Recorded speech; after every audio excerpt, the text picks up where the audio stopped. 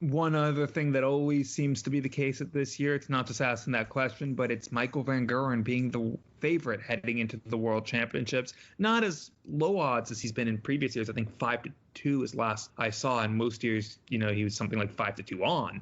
But has he found form at the right time heading into Worlds to justify that pre-tournament favorite?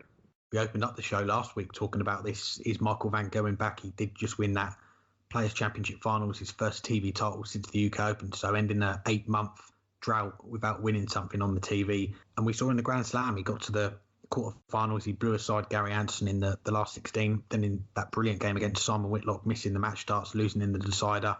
And we felt going into that weekend, a couple of weekends ago now, for the Players' Championship finals, that out of all the players in the field there, he was the one that needed to win a title the most to back up his credentials going into this World Championship. And yeah, as you say, 5-2 favourite going into it. Just looking back at the last couple of years, 5-4, 11-8, he was a lot shorter price. His odds for getting to the final are pretty similar to what they were last year. It was 4-9 last year for him to get to the final, which is of course what he did. This year, he's odds on to get to the final. He's 5-6, I see in some places at the moment. Put a tweet out earlier saying we're recording our show later. Who do you fancy to win it? Because I haven't got a clue.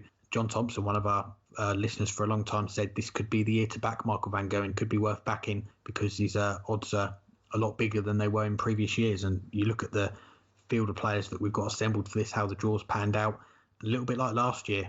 Michael's quarter of the draw on paper did look easier than maybe some of the other quarters of the draw, and he did come through it relatively easily. Okay, he dropped the first set against Jelle Klaasen, but aside from that, didn't have too many troubles getting to that final. So I think he is going to be the man to beat if he does get to the semi-finals. Maybe that is when we're going to see him seriously tested. But I do think there are some quality players in his quarter of the draw, maybe towards the end of that quarter when you get into the last 16 quarterfinals, that could cause him problems. But I think he's going to go into it with a world of confidence and looking to become a full-time world champion.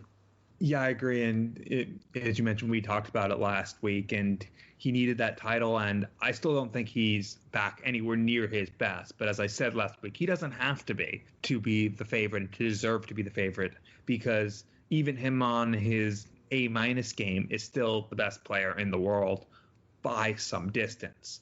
And I think he was on his A- game. I was about to say in Minehead, because the Players' Championship final is usually in Minehead, and a year from now, it almost certainly, hopefully, will be. But in Minehead and Coventry last week, he was on his A- game, and that was enough. He was closer to his A game for the final. You can even say he was on his A game in the final, and it still went to a last leg decider. That shows at least that he is now playing where he needs to, and he deserves to be the bookmaker's favorite. Obviously, he has to go out and prove that and live up to that. And it's not played on paper, it's played on the day. And he could run into someone like Mervyn King, who just plays the match of his life and gets over the line in the World Championship, like Peter Wright did in the World Final last year.